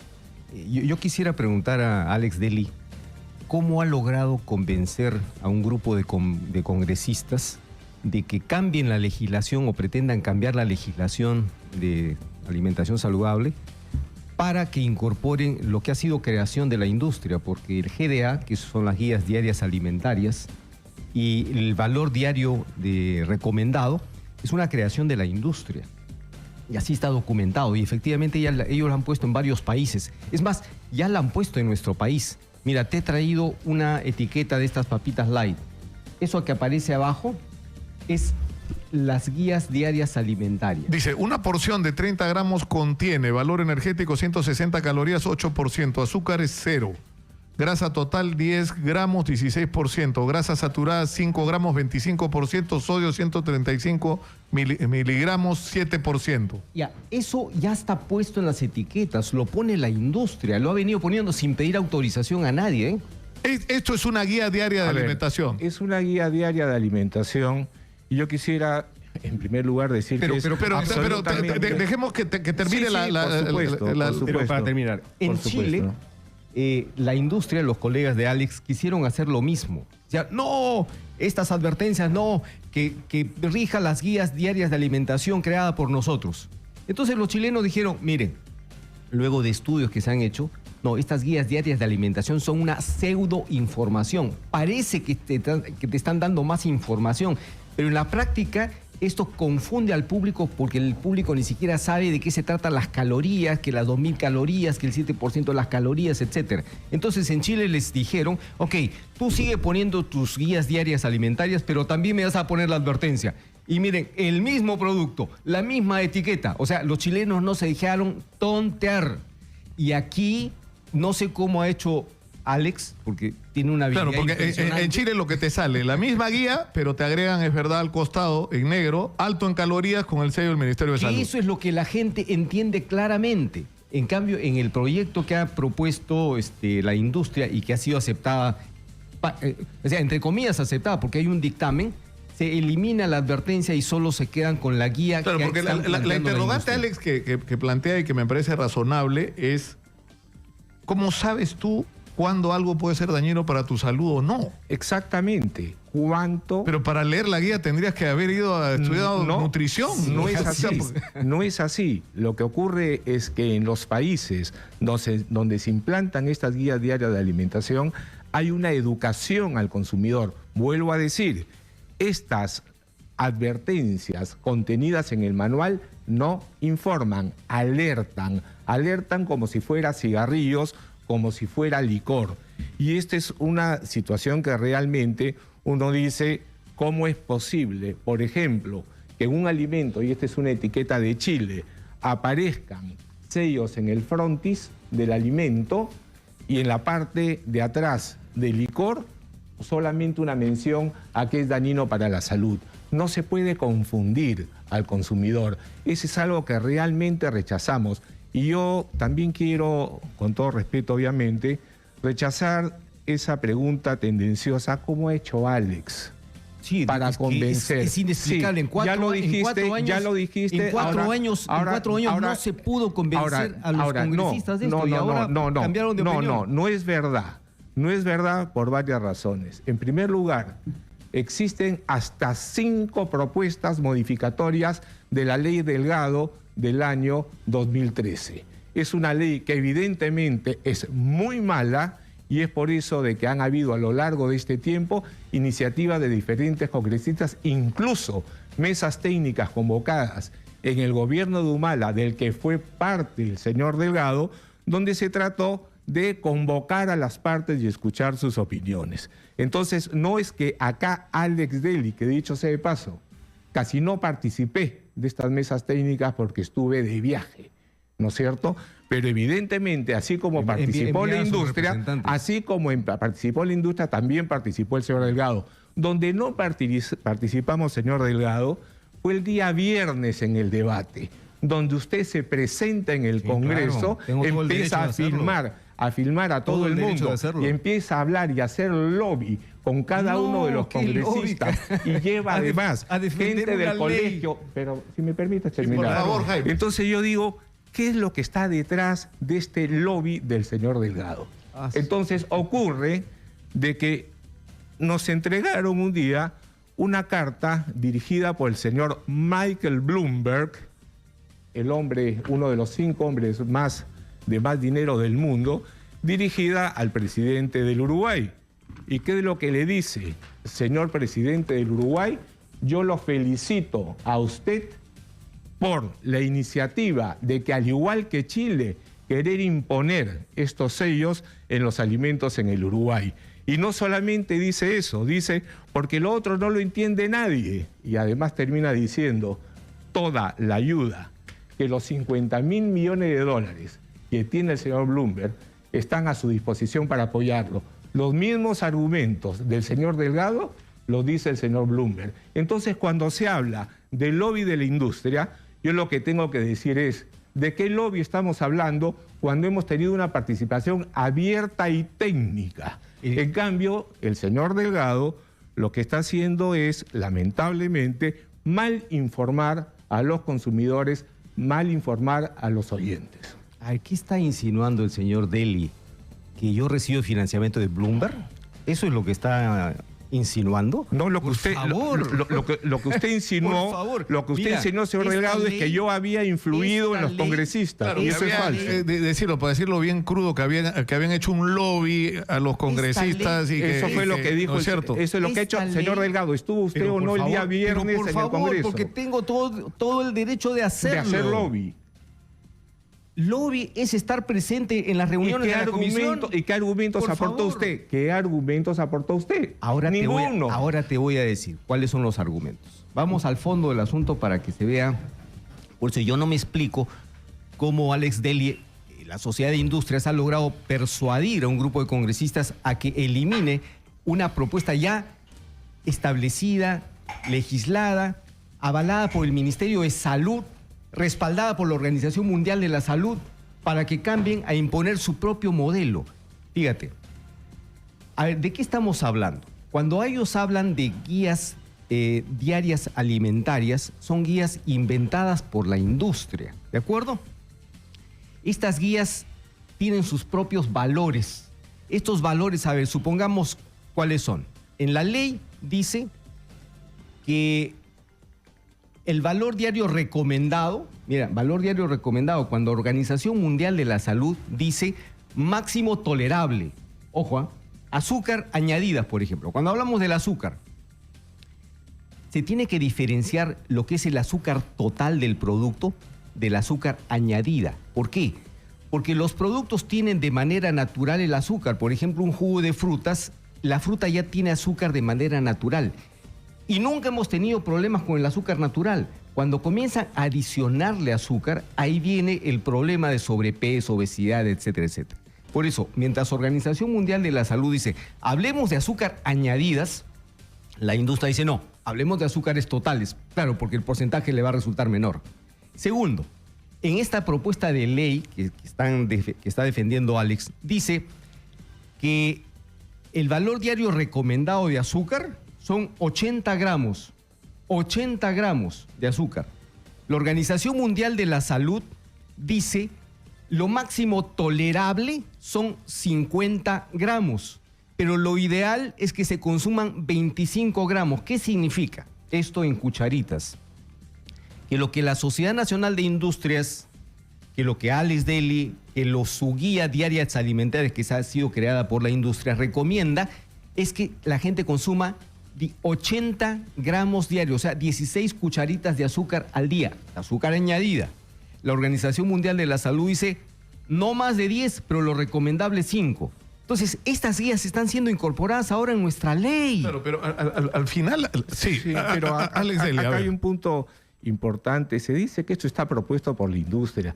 Estos son estándares internacionales del FDA y del Códex Alimentarios. Por favor, dejemos de engañar a la población. Y acá yo sí quisiera decir que es muy lamentable que se pretenda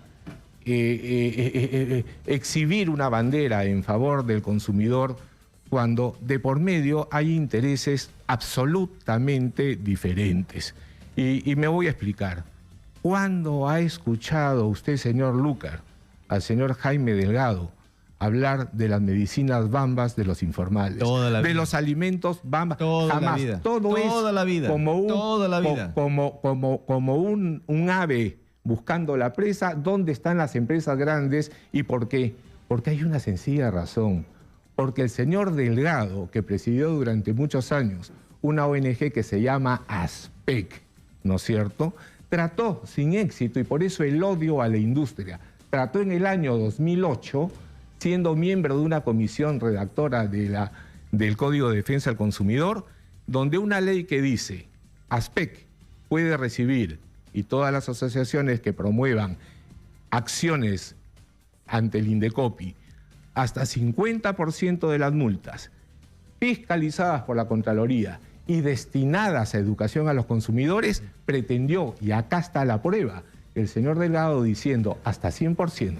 En segundo lugar, sin fiscalización de la Contraloría, y en tercer lugar, como recursos ¿Pero propios. qué cosa dice usted al Perdón. Que mientras más enmarañado está la legislación, más Perdón, posibilidades a ver, tienen estas asociaciones aclaremos, de denunciar. Aclaremos. ASPEC es la pionera de la defensa del consumidor en el Perú. Y gracias a ASPEC y a las organizaciones previas a ASPEC es que se creó la defensa del consumidor. No tendríamos ni ley de protección al consumidor ni código de protección al consumidor. Segundo, el porcentaje de las multas que pueden recibir las asociaciones de consumidores fue creada en el año 2000 y tantos. Fue creada por el gobierno, me parece, de Paniagua. Por favor, ¿de qué estamos hablando? Y esa es una forma... Mi pregunta es muy clara. ¿Promovió usted o no promovió subirse el ingreso? Señor, no mienta. A ver, usted promovió... Todos los países del mundo... Señor, mire, usted promovió subir hasta 100%. Deja que el dinero fuera para... Es decir, de las multas a las empresas que violen digamos, hoy día la ley, ¿qué es lo que dice? Y eso es lo que no quiere contestar aparentemente el señor Delgado, que hasta el 50% va para las asociaciones. Pero ese 50% es para educar a los consumidores. Es para educar, fiscalizar y todo. Y es además fiscalizado por la Contraloría. Sí, claro. El señor en su anteproyecto de código estableció no máximo 50, mínimo 50, pero hasta 100. Que no me fiscalice la Contraloría. No es así. Por favor, tengo acá la prueba. A ver, por favor. Acá está. Enséñamela. Octubre de 2009. Sí. La Autoridad de Consumo, los organismos reguladores y otro ente público que tenga como función la vigilancia del mercado, disponiendo que no menos del 40% impuestas por la propiedad les he entregado como recursos propios, a fin de que financien su funcionamiento y actividades de defensa y protección al consumidor. Pero no solamente 40%. Eso. Además, mínimo 40. Mínimo 40%. No menos del 40%. Perdón, es que nuevamente, cuando una cosa es decir hasta 40 y otra cosa es no menos del 40. Pero discutamos de y además, pero es que el tema lo sacaste tú. Además dice, se propone la creación del Fondo para la Promoción de los Derechos de los Consumidores. Existen en muchísimos países del mundo. Yo lo que digo es muy claro. El señor Bloomberg, que tiene $50.000 millones, postula lo mismo que el señor Delgado está postulando para el Perú. Organización y que existe. Mundial de la Salud. Es falso, porque lo que existe hoy día, estas señales solamente existen en Chile. Claro, pero yo he leído las cosas que escribe... Claro, ¿se ha desviado, Alex? Ya, pero... Del tema. Por eso, permítame. O sea, yo he leído las cosas que dice Bloomberg y cuando habla, en realidad no es un patrimonio de él. O sea, habla sobre el tema de estas epidemias de salud pública que tenemos con la obesidad y con la mala calidad de la alimentación y todas las enfermedades que se derivan de la pésima alimentación que los seres humanos estamos, a los que nos estamos acostumbrando. Entonces, la discusión en realidad de fondo es de qué manera nos enfrentamos a esta epidemia para... Qué buena pregunta. Entonces... Es bien importante decir, si yo tengo una bolsa de papitas Lay's acá como tengo en la mano, lo que a mí me interesa saber es cuánto de esto me puedo comer sin que me haga daño. Exactamente, Nicolás. Pero el problema es que esta guía, yo leo esto, 160, 0, 10, nadie le es ruso para mí. Yo quiero medidas. De esta bolsita, ¿cuántas me puedo comer sin que me haga daño? Exactamente, la guía diaria de alimentación y justamente nosotros... creadas por la Unión Europea y por 20 países más de las OCDE. Pero tu pregunta es muy clara. Hay una epidemia, no hay que prestarle, mejor dicho, no hay que dejar de prestarle atención al problema de la obesidad. El Perú está a la saga en América Latina en obesidad infantil. Yo tengo los cuadros porque otra cosa que se dice es el Perú ya está con 30%. 32% sobrepeso y obesidad. Y somos el tercer país. Eso es falso. Estamos a la saga.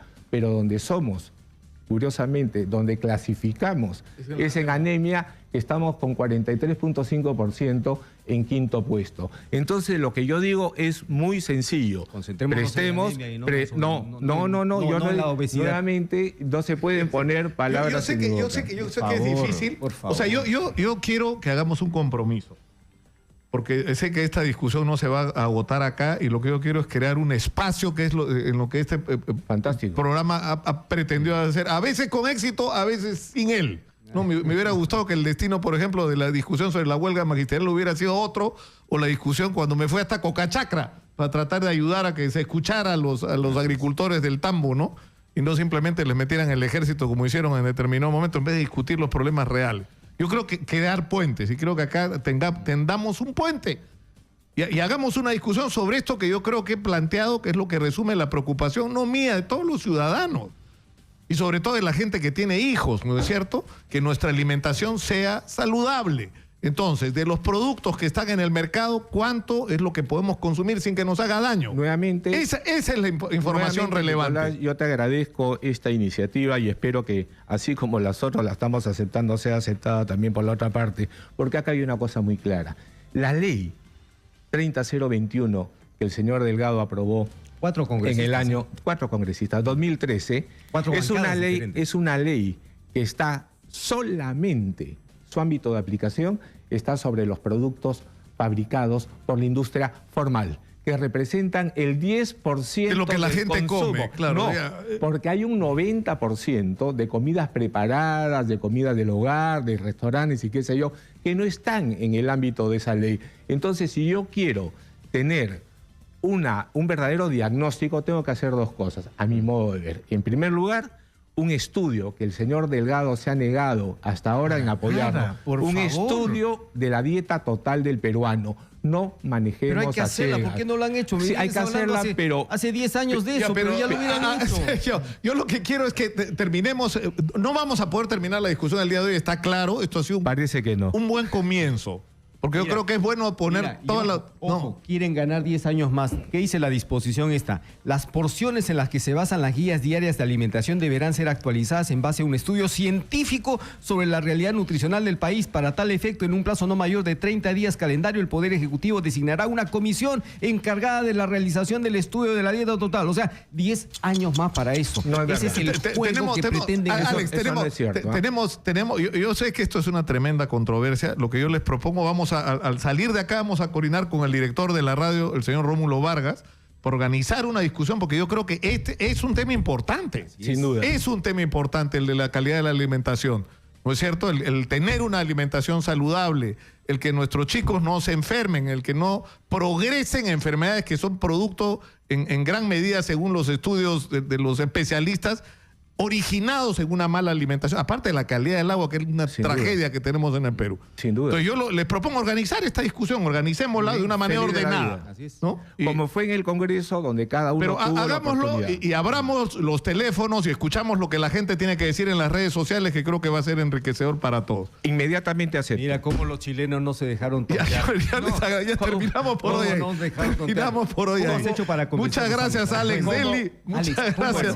Muchas gracias. Vamos a la pausa y los dejamos acá discutiendo a nuestros invitados. Vamos a la pausa. Esto es Exitosa 95.5 de la FM en Lima. Estamos en todo el Perú. Volvemos.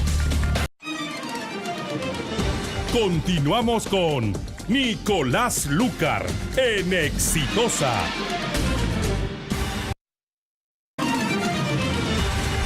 Estamos de regreso, esto es Radio Exitosa, estamos en el 95.5 de la FM en Lima, estamos en todo el Perú, en 65 ciudades, a lo largo y ancho del territorio nacional. Y esto es un mensaje de nuestro auspiciador. ¿Sabes cómo puedes complementar tus sueños si ya tienes un colchón Paraíso? Las almohadas Smart Pillow, hechas con la suave espuma viscoelástica, son el complemento perfecto para tu sueño.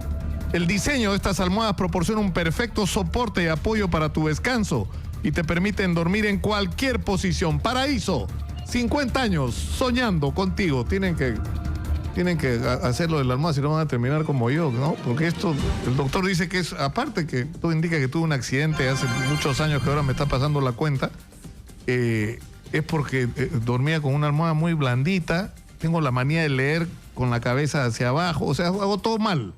Y miren, y encima de eso tengo el síndrome del repechaje. Cuando clasifiquemos al Mundial me voy a curar de todo. ¿Ah? Voy a estar sano. ¿Quién? Erika Rado está en la DININCRE. Adelante, Erika, por favor. ¿Qué tal, Nicolás? Muy buenos días.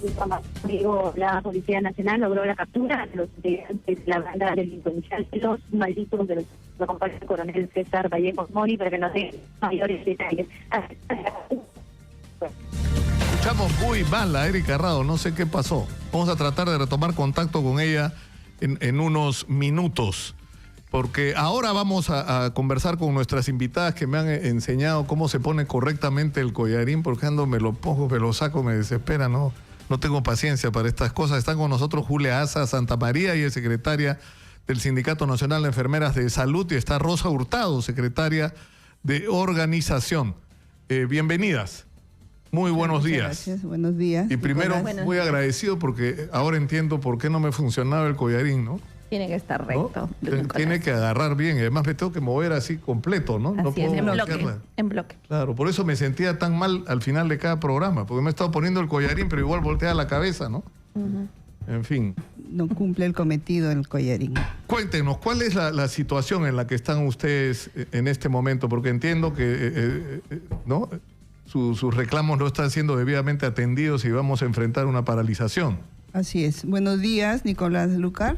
Buenos días a todos los televidentes y radioescuchas de esta emisora tan importante. Y efectivamente estamos aquí, no crea que también preocupadas, porque estamos en primer lugar pidiendo mejoras para nuestro trabajo. Mejoras que significan también mejoras en la atención de nuestros asegurados.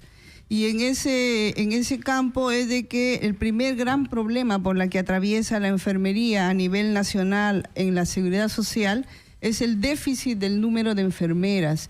Mire usted, para tener una medida de lo que esto significa, tenemos que a nivel de Sudamérica existen 4.3 enfermeras por cada 1.000 asegurados, pero en nuestra seguridad social tenemos 1.1 enfermeras por cada 1.000 asegurados. O sea, tenemos la cuarta parte de enfermeras con las que deberíamos contar. Así es. Y sumado a esto, este déficit, tenemos indicadores elaborados por la propia institución en donde se dice que debería de existir 14 a 16 pacientes por cada enfermera. Pero nuestra realidad que dice que tenemos de 20 a 30 pacientes por cada enfermera. Y allí pues el déficit que se traduce en ¿qué? En insatisfacción del asegurado, en que ellos demandan de mayor atención, pero lamentablemente no podemos tener más brazos y más pies para poder atender a tanto asegurado, que se ve nada más cuando uno llega a la emergencia. En la emergencia, donde debería de haber por norma técnica 6 pacientes por cada enfermera, actualmente estamos atendiendo de 25 a 30 pacientes por enfermera. Y es lógico que nuestros asegurados demanden de mayor atención. Ahora, a esto hay que sumar, o sea, tenemos un déficit de personal, ¿no es cierto? O sea, no tenemos la cantidad de enfermeras que debíamos tener. Y esto se repite porque además se ha multiplicado el número de pacientes, ¿no es cierto? De una manera así astronómica. Ahora, además de eso hay un problema de las condiciones salariales. Claro, también hay un déficit en lo que es la revalorización del trabajo de todos los profesionales en salud y en particular de las enfermeras. Con decirle que nuestra remuneración ahorita, hablando si se quiere comparar con la UIT, es 0.8 de la UIT. Entonces, por eso es que nos tenemos que ver forzadas para dar el soporte a nuestros hogares, de tener tal vez otro trabajo en paralelo o hacer horas extras que a la larga repercuten en nuestra salud. Claro, porque es bravísimo. A mí siempre me ha llamado el régimen la atención al régimen de trabajo de las enfermeras, porque ustedes trabajan, ¿cómo es su sistema? A ver, nuestro sistema es por ley trabajar 150 horas mensuales, pero de estas trabajamos lo que llamamos la guardia chica, es decir, hacemos una tarde, al día siguiente trabajamos en la mañana, salimos y tenemos que regresar en la noche para trabajar 12 horas corridos, ¿no? Entonces, y de ahí tenemos nuestros días de descanso. Que normalmente lo que hacen es, como no alcanza el dinero que se gana en salud, tener otra chamba particular, donde se hacen también unos turnos bravísimos, ¿no? De 12 horas y a veces hasta de más, ¿no? Así es. Entonces, esa demanda física, también estrés laboral, demanda que nuestros indicadores de ausentismo del personal también se hayan incrementado. ¿Cómo se han incrementado las enfermedades profesionales? Tenemos colegas con TBC, con tuberculosis, el indicador de cáncer también está incrementando, el cáncer de mama, cáncer de tiroides, en lo que es la población de enfermeras. Y todo esto por este déficit no solo de personal, sino también un déficit de infraestructura. Solamente basta con ir a las emergencias y ver que no hay extracción de aire. Cuando uno entra a la emergencia, todos estamos respirando lo de todos. Igual en las UCIs de Arequipa, UCIs de Angamos, acá en Lima, donde no hay extracción de aire y la contaminación biológica, estamos expuestas tanto nosotros, los trabajadores, como los pacientes. Porque además hay la tendencia a que el paciente esté la menor cantidad de tiempo posible hospitalizado para evitar el contagio, ¿no es cierto?, de estas infecciones intrahospitalarias. Pero, ¿y quién piensa en los trabajadores de salud como ustedes, que están expuestos cotidianamente a ese riesgo, no? Nosotros venimos demandando siempre mejoras en la infraestructura, mejoras en la dotación de protección para nosotros los trabajadores, y esto también pasa por el tema de disminuir el déficit de personal, pero también pasa por un déficit de equipamiento, porque tenemos nosotros hasta la actualidad actividades manuales. Por ejemplo, el controlar la temperatura es una actividad manual. El tomar la presión arterial es una actividad manual que hacemos hasta ahora, y estamos demandando de que hay actividades que pueden semiautomatizar el trabajo de la enfermera, camas que favorezcan el cambio postural de los pacientes, grúas que favorezcan el traslado de pacientes de camas a sillas o a camillas y viceversa. Sin embargo, esto lo tenemos que hacer de manera manual, de tal ocasión que repercute en nuestra salud, y hay muchas colegas que por hacer estos cambios ya están padeciendo de hernia núcleo pulposo, y muchas también incluso con hernias cervicales, ¿no? Que así como probablemente tengan la suya, y tienen que andar con collarines. Yo siempre me he preguntado, ¿en qué momento duermen las enfermeras? Porque es increíble, y esto de la doble chamba, ¿no? ¿No? Entonces ya usted se podrá imaginar cuál es el estrés al que nos vemos sometidas, mucho más por el ritmo de trabajo, en donde cambia todo el ritmo circadiano, ¿no?, de las personas. Y las noches lo hacemos días, y las días pues obviamente se nos convierten en noches. Y entonces el descanso de estos 3 días que teníamos también se ha visto recortado por esta necesidad de hacer horas extras por falta de personal. Y lo que era en un principio voluntario, ahora es obligatorio hacer horas extras, y para los CAS que se le llaman RPCT, ¿no? Eso de los CAS, o sea, sigue siendo un tema. Pero es que es increíble, ¿no es cierto?, que es decir, se le reclama a la empresa privada que respete los derechos laborales, ¿no es cierto? Pero en el sector público, porque además en la salud hay una discusión de que cuándo es público y cuándo es privado, ¿no? Cuando conviene es privado y cuando conviene es público, ¿no? Según sea el caso, ¿no? Pero, ¿cuántas enfermeras hay en este momento bajo el sistema CAS? De colegas CAS tenemos más o menos, en total de los trabajadores CAS que van a pasar a 728 en salud son 9.000. De estas 9.000 tenemos 2.500 aproximadamente colegas CAS que tienen que pasar al régimen 728, en donde también, según el reglamento, se tiene que hacer de manera mensual. Pero hay todo, por ejemplo, el Virgen de las Nieves en Trujillo, donde las 500 enfermeras han entrado de un solo tramo por apertura del hospital, y entonces, ¿cómo van a pasar todo el número de enfermeras a 728? Por eso es que estamos demandando a la autoridad que no sea de manera mensual, porque total el presupuesto ya va a ser aprobado para todo el año 2018, y que lo hagan de manera trimestral o de manera semestral, para que no queden colegas con el mismo tiempo de labores como CAS, rezagados para un mes más. Lo que me resulta increíble es que estemos discutiendo esto, ¿no? Porque finalmente el trabajador CAS es un trabajador como de segunda categoría, ¿no es cierto? Así es. Así viene siendo tratado ahora, y es tanta de segunda categoría que entre ellos mismos existe una diferenciación en la remuneración. Existen colegas CAS en una región que ingresan con, digamos, 2.500 soles, mientras que en otros colegas CAS, para hacer la misma función, pero en otra región, que están ganando 1.800, 2.000 soles. Entonces, entre ellos no hay una homologación, porque lo que demanda, lo que dice la autoridad es que es el contrato por el cual han sido ingresados. Ahora, ¿cómo va el tema del diálogo? Porque todas estas cosas supuestamente deberían resolverse conversando, ¿no es cierto? Bueno, ante todo, Nicolás, muchísimas gracias por estar acá contigo. Radio Exitosa siempre ha sido de apertura con el Sindicato Nacional de Enfermeras, ha estado muy comprometido, no es la primera vez que estamos acá en el set.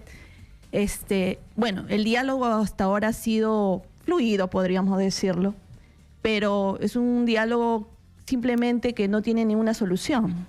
El presidente ejecutivo, como ente gestor de toda la institución, ha tenido diálogo abierto con nosotras, pero en realidad la demanda ya está a nivel de todo. Nosotros representamos más o menos a 10.000 enfermeras afiliadas al Sindicato Nacional de Enfermeras. Entonces, en una plenaria que hemos tenido el 26 y 27, las 204 delegadas a nivel nacional, a una sola voz han pedido el cierre de la brecha, las mejores condiciones laborales.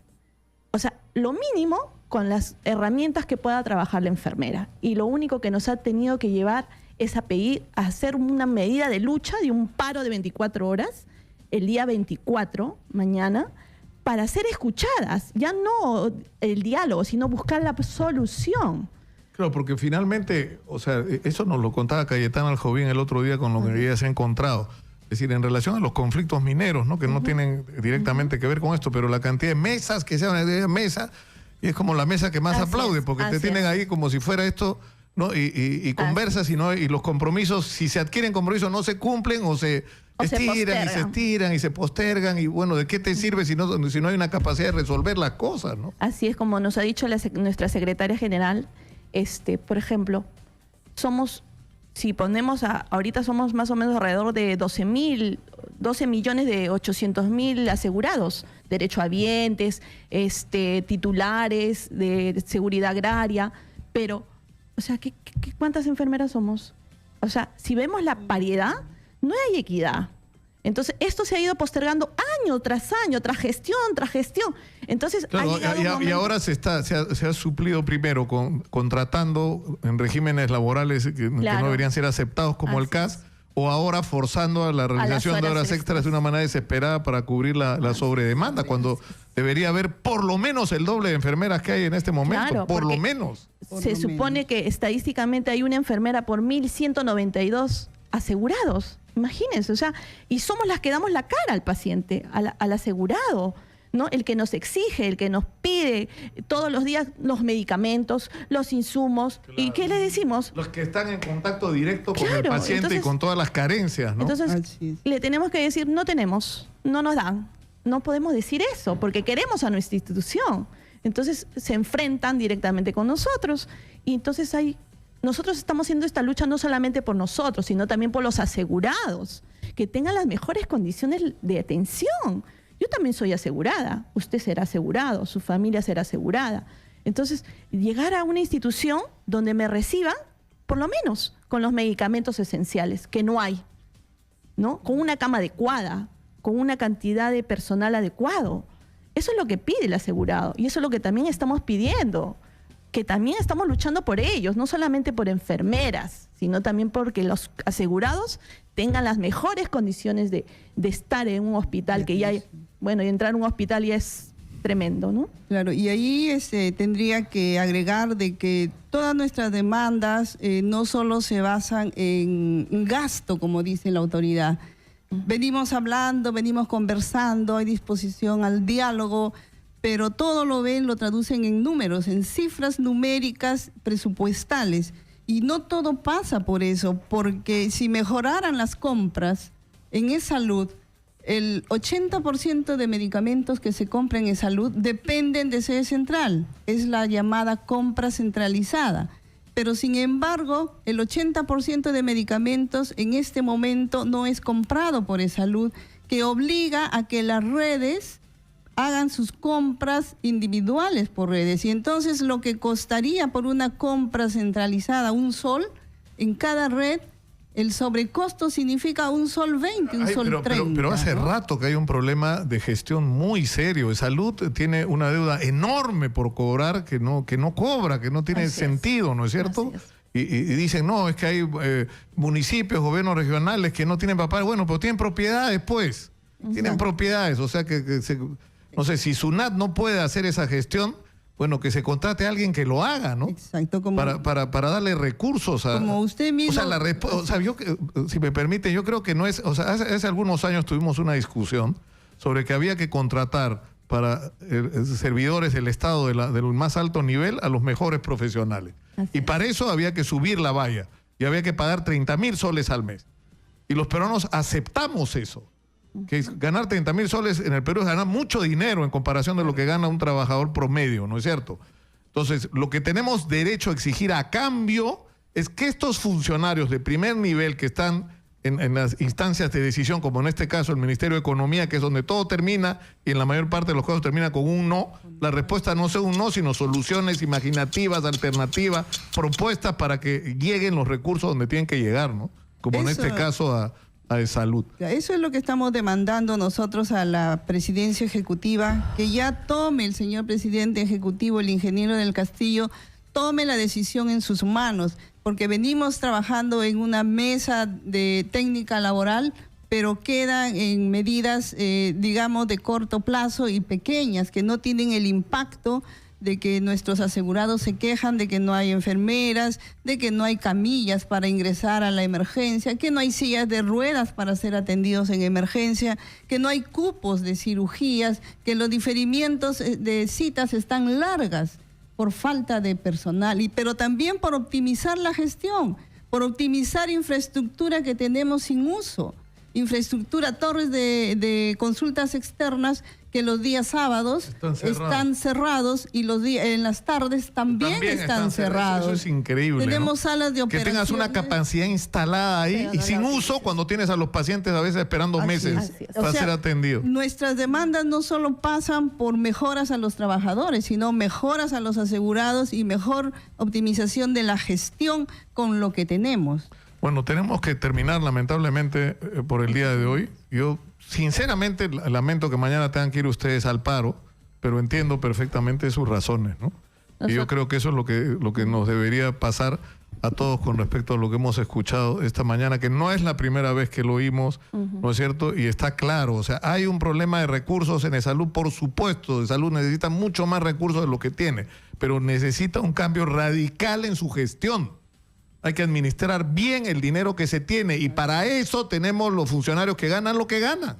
Así es. ¿No? Que demuestren para qué están ahí, ¿no? No para decir que no se puede, o preguntémoslo al ministro de Economía, ¿no? O la ministra en este caso, ¿no? Muchas gracias por estar con nosotros y ustedes saben que estamos acá con ustedes. Mañana nuestro paro de 24 horas. Es total a nivel nacional. A nivel nacional, 390 establecimientos a nivel nacional y 10.000 enfermeras. Muchas gracias por estar acá. Terminamos por el día de hoy. Tengo un anuncio que hacer. Rómulo Vargas, nuestro director, ha concertado un encuentro el próximo lunes a las 11 de la mañana. Va a estar el señor Alex Deli de la Sociedad de Industrias y va a estar también el señor Jaime Delgado. Vamos a abrir 1 hora de discusión sobre el tema de la ley de la alimentación saludable. Vamos a abrir los teléfonos, vamos a abrir las redes sociales para que todo el mundo participe, porque esto es un asunto que nos interesa a todos los peruanos. Estamos hablando sobre la calidad de lo que nos metemos en la boca, de la calidad de nuestra alimentación, nuestro derecho a tener una alimentación saludable y nuestro derecho a ser informados sobre lo que estamos comiendo. Yo me voy hasta mañana, los dejo con el señor José Rocha y el señor, ¿ya está Manuel o no está? Nunca te fuiste, Manuel Rosas. O sea que no te doy la bienvenida porque para mí nunca te fuiste, maestro. Qué bueno que estés acá. Conmigo será hasta mañana. Muy buenas tardes.